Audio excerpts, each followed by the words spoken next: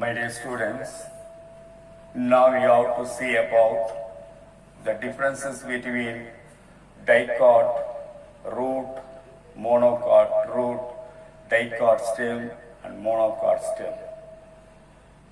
We have completed internal structure of the dicot root and monocot root, like that dicot stem and monocot stem.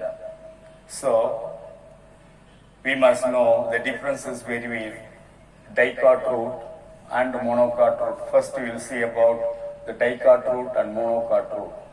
Number of xylem. Here the xylem point 4.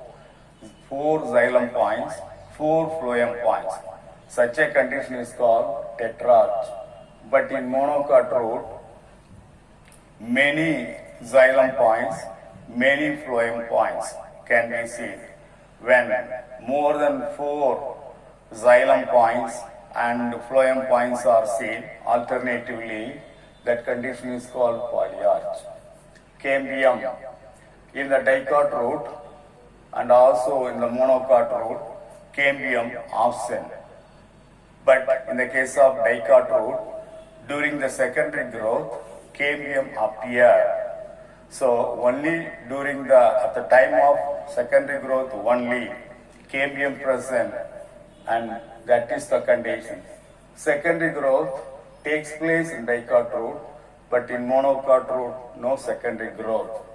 Conjunctive tissue is parenchymatous in dicot root, sclerenchymatous in monocot root.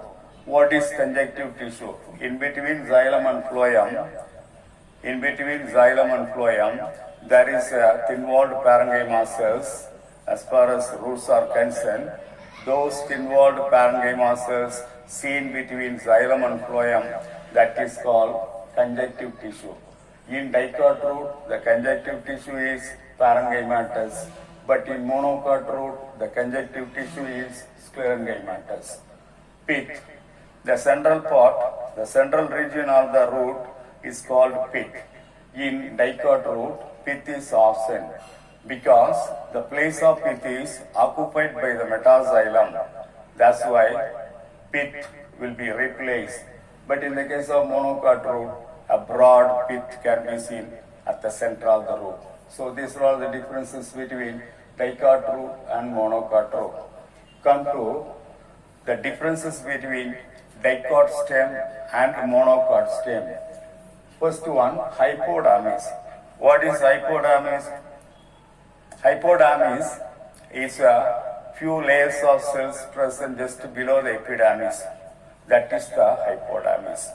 The cells which are present, which are found just below immediately just below the epidermis, that is the hypodermis. In the case of dicot stem, the hypodermis is made up of collenchyma.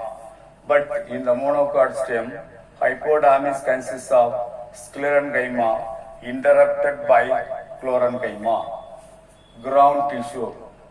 In the case of dicot stem, ground tissue is differentiated into cortex, endodermis, pericycle, and pith. Such a differentiation cannot be seen in monocot stem. That is, ground tissue is undifferentiated, no cortex, no pericycle, no endodermis, no pith. Vascular bundles. There are 5 very important differences given between dicot stem and monocot stem. Here, the vascular bundles are less in number, but here, numerous vascular bundles are seen. You cannot count it like that. The vascular bundles are numerous in number. The vascular bundles are uniform in size. More or less, all the vascular bundles are uniform in size, similar in size and shape. But here, the vascular bundles are not uniform in size. Smaller vascular bundles are found at the periphery of the stem. Larger vascular bundles are seen at the center of the stem, monocot stem. So they are not uniform. Here, arrangement of the vascular bundles, if there is a regular arrangement of vascular bundle, they are arranged, the vascular bundles are arranged in the form of ring just around the pith. But here, the vascular bundles are scatteredly arranged. And fourth one, open type of Vesca bundle. In between xylem and phloem, cambium present. That's why the Vesca bundle is called open type of Vesca bundle. But here, the Vesca bundle is closed type because the cambium is absent in between xylem and phloem. Vesca bundles does not contain cambium. That's why that is closed type. Fifth one, bundle sheath is absent. Here bundle sheath is present. What is bundle sheath? The outer covering of the Vesca bundle is called bundle sheath. In dicot stem, no outer covering of the Vesca bundle. But here, in monocot stem, each Vesca bundle is surrounded by one or two layers of sclerenchyma cells. That is considered as outer covering of the Vesca bundle. Outer covering of the Vesca bundle is called bundle sheath.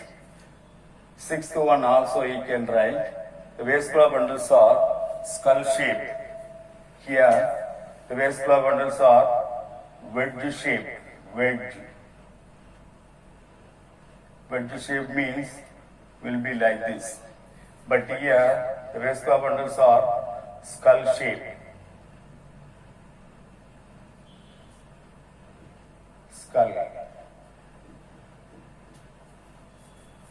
So that also you can write. Secondary growth. As far as dicot stem is concerned, secondary growth is possible. Secondary growth takes place, that is present, but here secondary growth totally absent. Pith. At the center of the dicot stem, there is a pith. The center part of the central region is called pith, that is occupied by parenchyma cells. Those parenchyma cells store food materials. That is the dicot stem pith. But here the pith is absent. Medullary rays. Medullary rays are present in dicot stem, absent in monocot stem.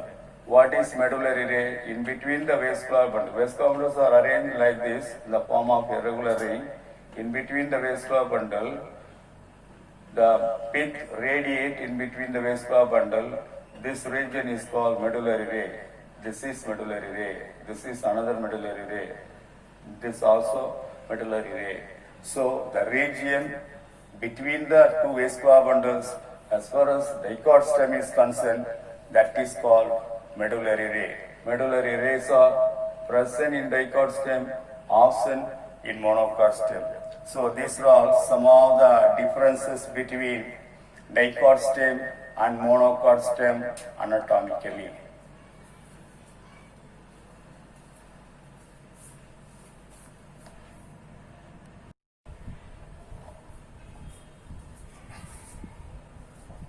My dear students, now we are going to see about the internal structure of a dicot leaf. The dicot leaf in transverse section shows following four parts. Number one, upper epidermis. Number two, lower epidermis. Number three, mesophyll tissue. Number four, vascular bundles. First, we will see about the upper epidermis. Upper epidermis, on the upper surface of the leaf, on the dorsal surface of the leaf, there is a uniseriate layer that is called upper epidermis. Here also, the epidermis structurally, functionally the same as in the case of root and stem. The upper epidermis is a uniseriate layer, single layered one, made up of parenchyma cells. The cells are compactly arranged. Over the upper epidermis, there is a thick cuticle in order to check the transpiration.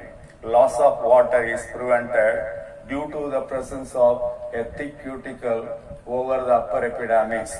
That is the upper epidermis. Come to the lower epidermis.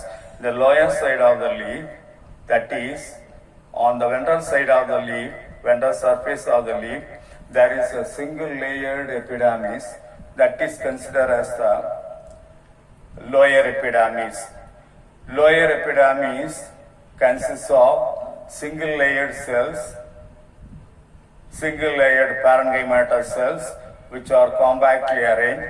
Here, cuticle is present, but the cuticle is very thin. Here, less number of stomata can be seen, but here in the lower epidermis, more number of stomata can be seen. Here, the guard cells are there in the stomata. The guard cells only contain chloroplast. The lower epidermis help in the exchange of gases. Loss of water through air chamber takes place.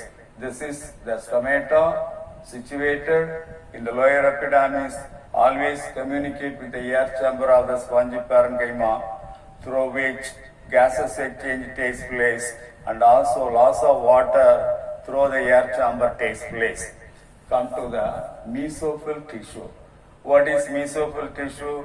It is a ground tissue present between the upper and lower epidermis of the leaf. The tissue present between the upper and lower epidermis of the leaf is called mesophyll tissue. Mesophyll tissue is differentiated into palisade parenchyma and spongy parenchyma. Palisade parenchyma is seen below the upper epidermis. Just below the upper epidermis, you can see the palisade parenchyma. Here, the cells are long, elongated, cylindrical cells which are compactly arranged without any intercellular space. The palisade parenchyma cells of the palisade parenchyma contain more number of chloroplast. So, palisade parenchyma actively involved in photosynthesis, carry out photosynthesis. Come to spongy parenchyma. Spongy parenchyma is the second type of mesophyll tissue. First type, palisade parenchyma. Second type, spongy parenchyma. The spongy parenchyma found below the palisade parenchyma. Just below the palisade parenchyma, you can see the spongy parenchyma. Here, the cells are spherical or oval, arranged irregularly, and more number of lot of air spaces present in between the spongy parenchyma. Here, chloroplast less in number, but here chloroplast is more in number. In palisade parenchyma, more amount of chloroplast can be seen, but in spongy parenchyma, less amount of chloroplast can be seen. Here, the spongy parenchyma helps in gases exchange. In between the cells of the spongy parenchyma, lot of air cavities can be seen. This is a respiratory cavity or air chamber. The air chamber always communicate with the stomata which are present in the lower epidermis, and through which gases exchange takes place for photosynthesis and respiration. Come to the vascular bundle. The vascular bundle at the midrib, at the center of the leaf, there is a midrib, prominent vein. That is the larger vascular bundle. The vascular bundle will be conjoined, collateral, and closed type of vascular bundle. Each vascular bundle is surrounded by a protective layer of parenchyma cells. So that is the bundle sheath. Here the bundle sheath is parenchymatous in nature. That's why it is otherwise called border parenchyma.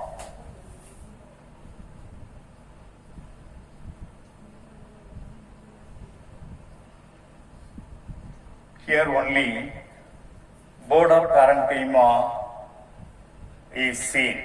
In the monocot stem also, each vascular bundle is surrounded by a layer of sclerenchymatous covering.